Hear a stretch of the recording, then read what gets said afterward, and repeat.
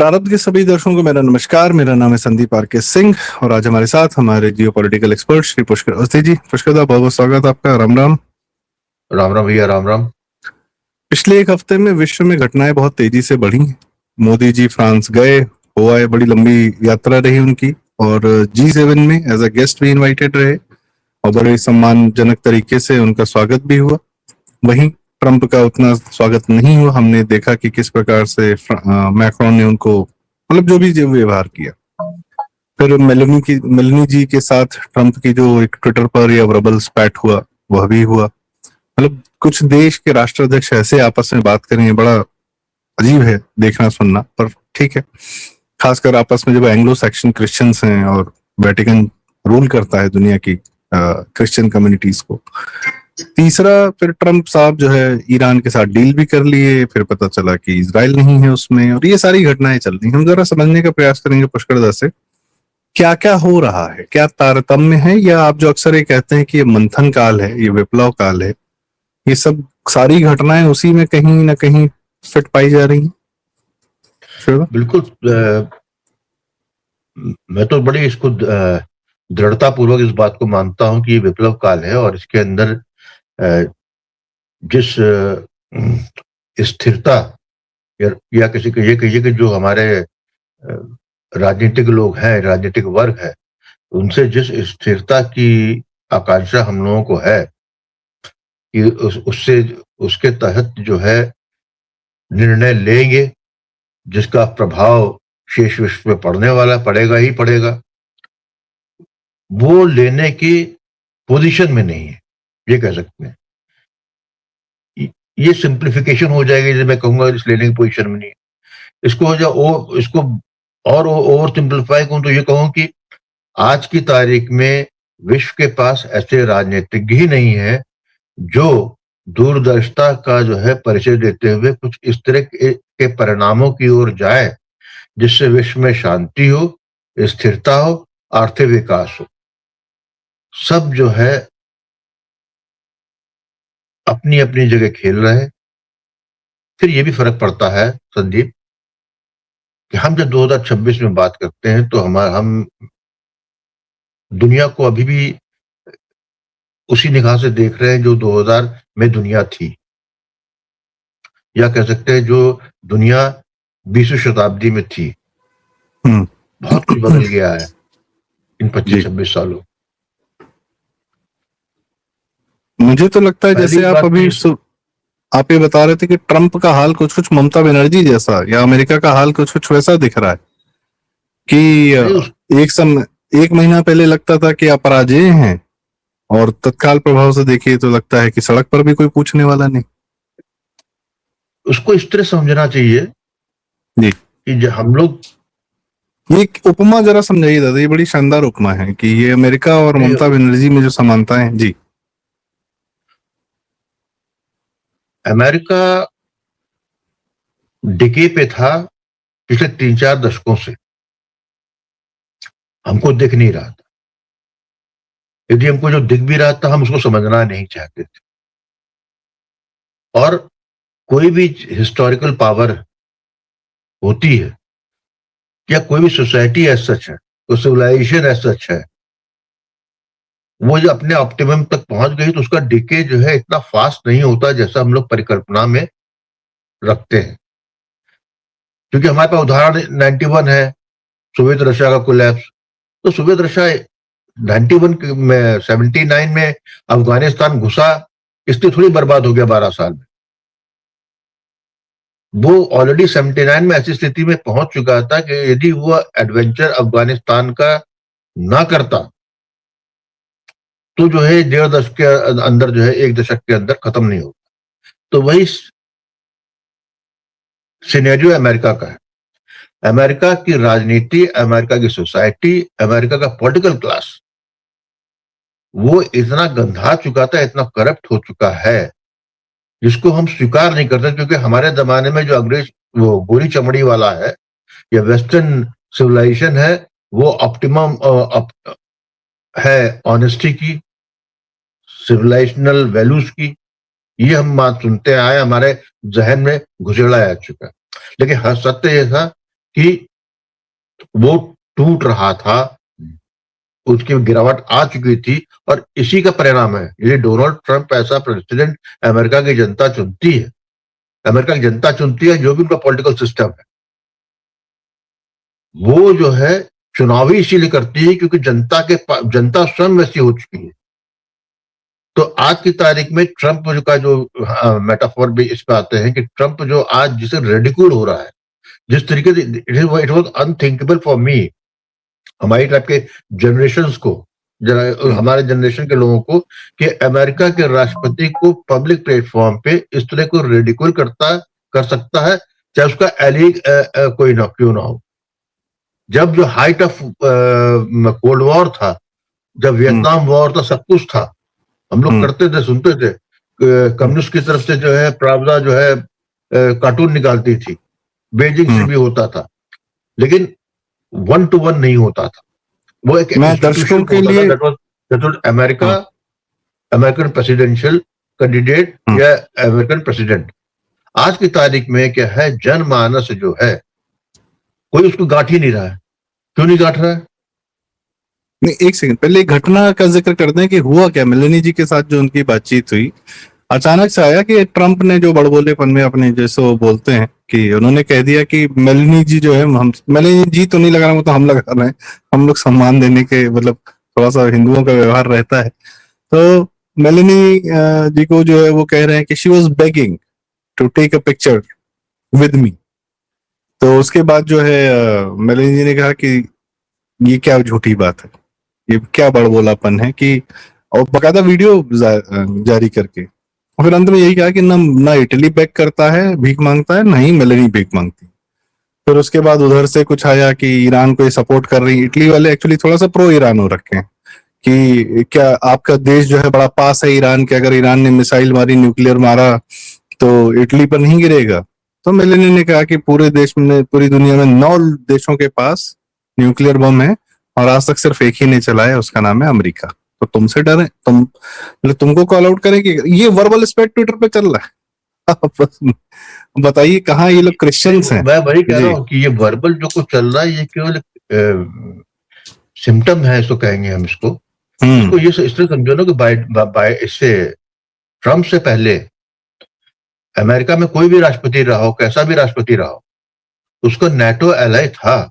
NATO बना ही America के लिए था, जिसमें जो है एक अनसेड रूल था कि जो है America will be providing a security cover to the whole Europe against the Russians, Soviet Russia पहले, चाइना या किसी एग्रेसर के लिए, और उसके एवज में जो है उस प्रोटेक्शन के एवज में जो स्टेट डिपार्टमेंट की पॉलिसी हो गई, अमेरिका की पॉलिसी की, उसको जो है अमेरिका, वो शेष यूरोप जो है उसको स्वीकारेगा। वो टूट गया, यूक्रेन तक चला। यूक्रेन का युद्ध जो हुआ है वो केवल यूरोप, बाद में बहस हो सकती है कि यूरोप की पावर थी, उन्होंने यूक्रेन वाला युद्ध प्रोपोगेट किया हो ना किया हो, अमेरिका की उसकी 100% बैकिंग थी, लास्ट मोमेंट तक थी, अभी भी है।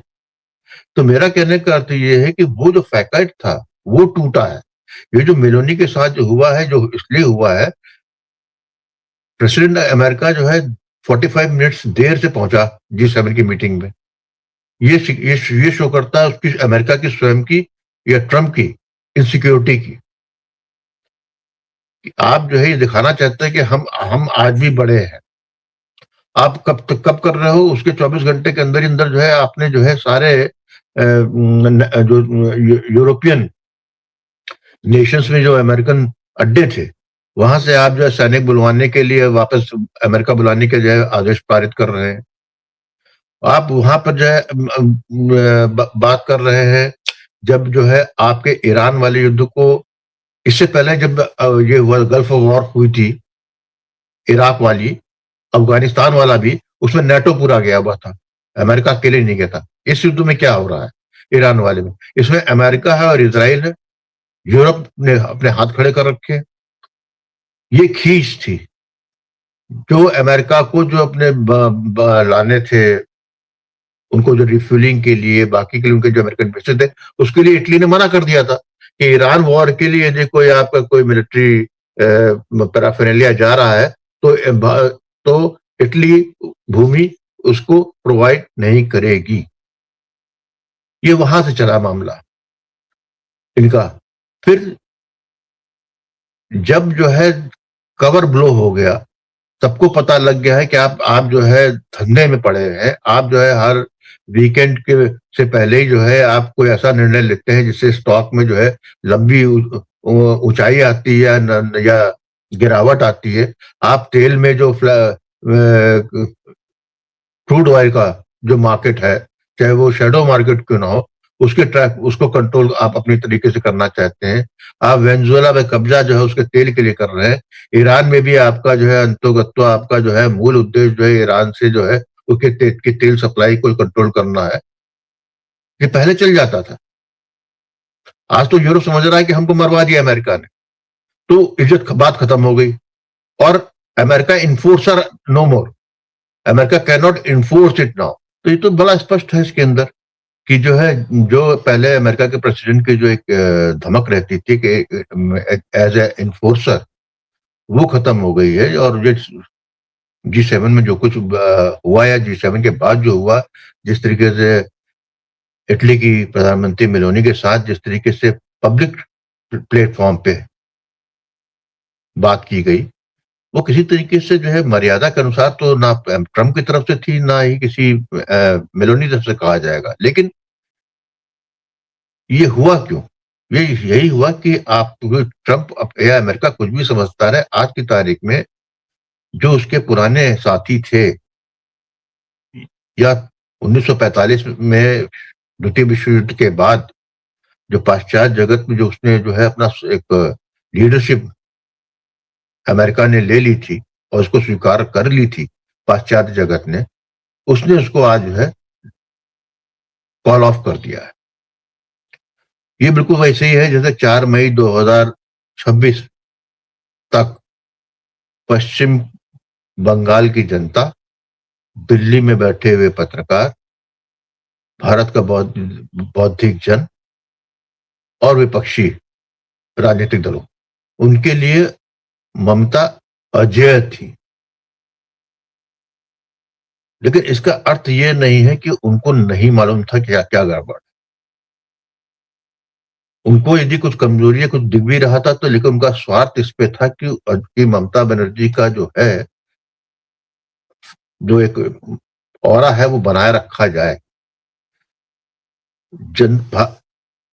पश्चिम बंगाल की जनता अपने विरोध कह लो या अपना जब मंतव्य जो है देना, 1 महीने से देना चालू कर चुके। जितने लोग जमीन से जुड़े थे, उनको संकेत मिल रहे थे। कोई ये नहीं कह रहा था कि हम सड़क पर आकर जो है ये कर देंगे, वो कर देंगे, हम विरोध करेंगे।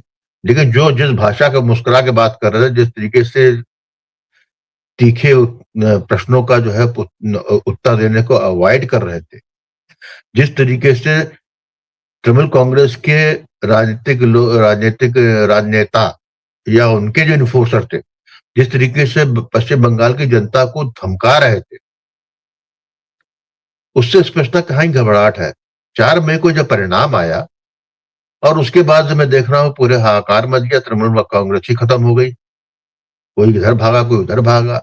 और अब जो है बड़े-बड़े लोग जो है इस पे पॉडकास्ट भी कर रहे हैं, वीडियो भी बना रहे हैं, लेखन भी कर रहे हैं कि व्हाट वेंट रॉन्ग, क्या हो गया ममता बनर्जी का। और हमको तो पहले पता था कुछ नहीं था।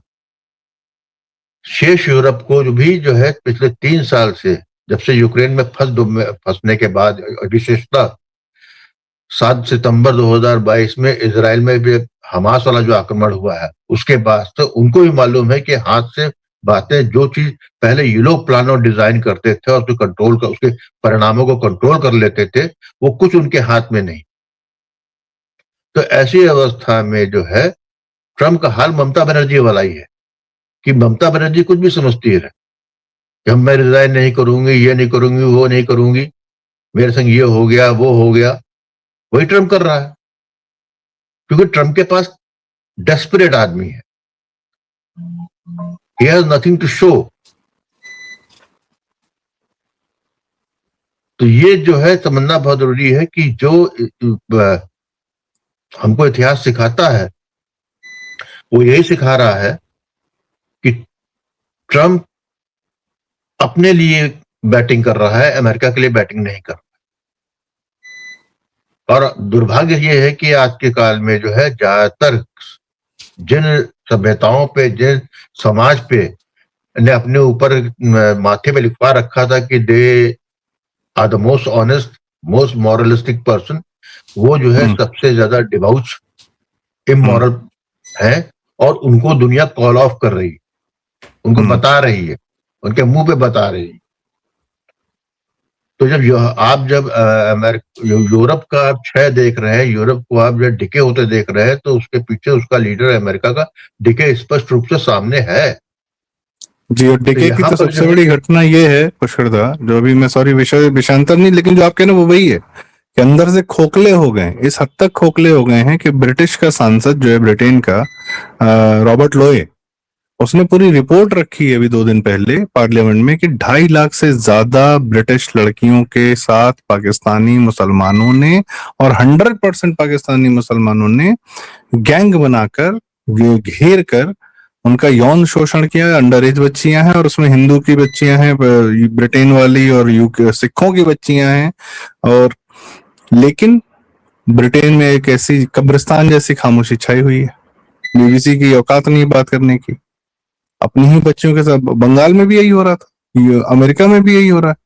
इतना ये खोखले हो गए कि दुनिया को ताकत दिखाते थे, सब कुछ करते, तो अंदर देखिए अंदर क्या है। शरण तो है, बिल्कुल है, सही कह रहे हैं। खोखला तो, खोखले तो शब्द ठीक ही है, लेकिन मैं समझता हूं कि इनकी स्थिति वो हो गई है कि जहां पर जो है एक होता खोखला हो गया, आपने जो है सो समतल कर दिया, आपको दोबारा बनाना है। ये हजारों साल, अगले 500 साल, 700 साल, 1000 साल तक जो है इसमें कुछ होना नहीं है, क्योंकि उसमें रीबिल्ड करने की गुंजाइश इन्होंने नहीं छोड़ी है। क्योंकि जो है ये रिबिल्डिंग तब आती है जब आप जो है अपने आप से प्रश्न पूछने लगते हैं, आप अपने स्वयं में उत्तर ढूंढने लगते हैं, आप ये स्वीकार करने लगते हैं कि आप गलत हो गए थे, आप स्वीकार करने लगते हैं आप गलत रास्ते पे जा रहे थे। ये स्वीकारता जो है एंग्लो सेक्शन वेस्टर्न वर्ल्ड की डिक्शनरी में है ही नहीं। होगा तो लंबे समय बाद होगा, अभी तो कुछ नहीं होगा। तो जिसी तरीके से ईरान वाला मामला जो है जिनेवा में होना है, पहली बार देख रहा हूँ कोई एग्रीमेंट होना है, वो मेमोरेंडम ऑफ एग्रीमेंट है वो बेसिक। पहले एग्रीमेंट में क्या बात होनी हो उसके मुद्दों की पे तय हो जाए कि क्या मुद्दे होंगे, तब उस पर बात होगी। जेनेवा जाते हैं, पूरा कल का तो पूरा सबने देख ही लिया कि अगाची आया, वो जो है बेंच की तरफ, अमेरिका पे वाइस प्रेसिडेंट की तरफ से देखा तक नहीं, सबसे मिलता रहा, बोला मैं जा रहा हूँ, क्योंकि जो है ट्रंप ने धमकी दी है। अभी मैं देख रहा ट्विटर में थोड़ी देर पहले जो है कुछ बात चालू हुई। तो अर्थ ये है कि जब ईरान आपसे नहीं डरता, ईरान समतल हो गया, बर्बाद हो गया, 10, 20, 30 साल पीछे चला गया, उसके बाद भी आपकी औकात ये नहीं है कि बूट ऑन ग्राउंड डाल सके। अमेरिका की ये औकात नहीं है कि अमेरिका जो है अपनी सेना वहां उतार सके। अमेरिका की ये औकात नहीं है स्टेट ऑफ होम्स को। मुझे घटना याद आती है दादा, बोल दे, ईरान के व्यवहार से मुझे घटना याद आती है, ईरान और अमेरिका के आपसी व्यवहार से। एक आनंद राजतक जी ये कहानी सुनाते हैं कि एक कमरे में एक यहूदी और एक मुसलमान को छोड़ दिया गया, और कुछ $1000 का नोट दे दिया गया कि आपस में अगर तुम लोग समन्वय कर लेते हो तो तुम दोनों को, मतलब बराबर, तुम जो आपस में तय कर लोगे वो हिस्सा तुम्हें मिल जाएगा। तो यहूदी ने मुसलमान से कहा, या अगर समन्वय नहीं कर पाए तो ये फाड़ दिया जाएगा। फिर ये शर्त के साथ दोनों को एक कमरे में छोड़ दिया गया। यहूदी ने कहा भाई फेयर डील, ठीक है, 500-500 कर लेते हैं। तो मुसलमान ने कहा नहीं, पूरा 1000 लूंगा, नहीं तो नहीं लूंगा, नहीं तो फाड़ दूंगा। करते करते करते करते अंततः यहूदी को 10 मिला और वो 990 लेके गया मुसलमान, सिर्फ इसलिए।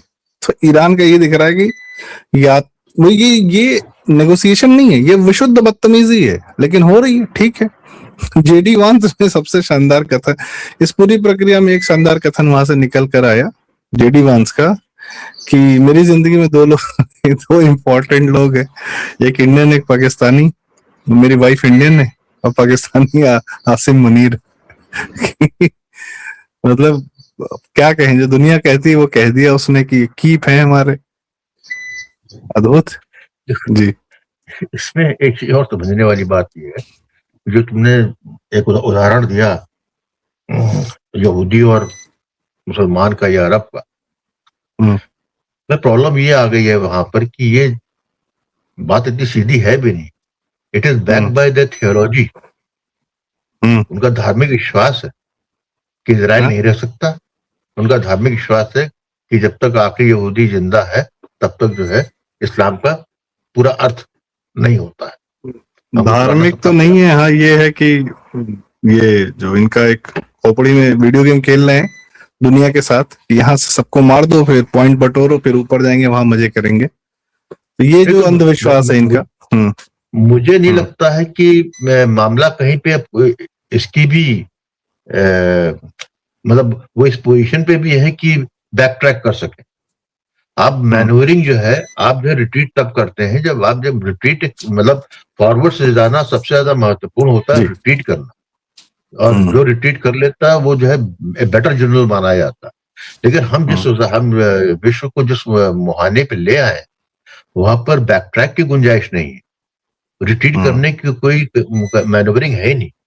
क्या जी होगा इसराइल में, क्या होगा, इलेक्शन होगा, नेतन्याहू को हरा देगी इसराइल की पब्लिक। हम्म, जिस दिन हम्म, नेतन्याहू हरा के देगी उस दिन जो है यही अरब देश जो है इसराइल में चढ़ बैठेंगे।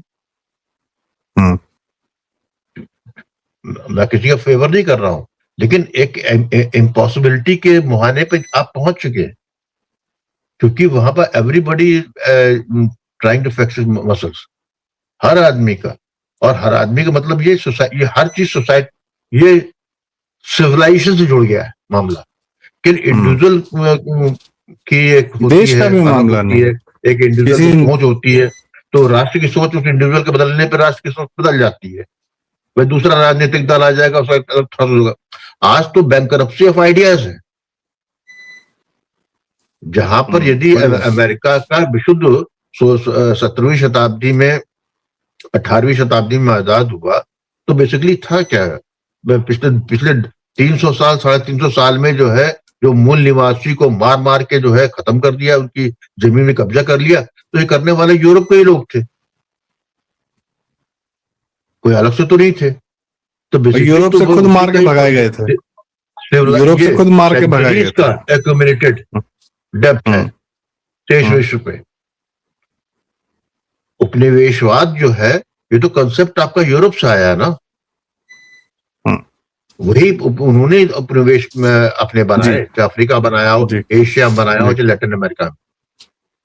जी आज जो है 90-25 जगह पे उनकी मूल लोगों की मूल नस्ल से लेके मूल संस्कृति तक गायब हो चुकी है।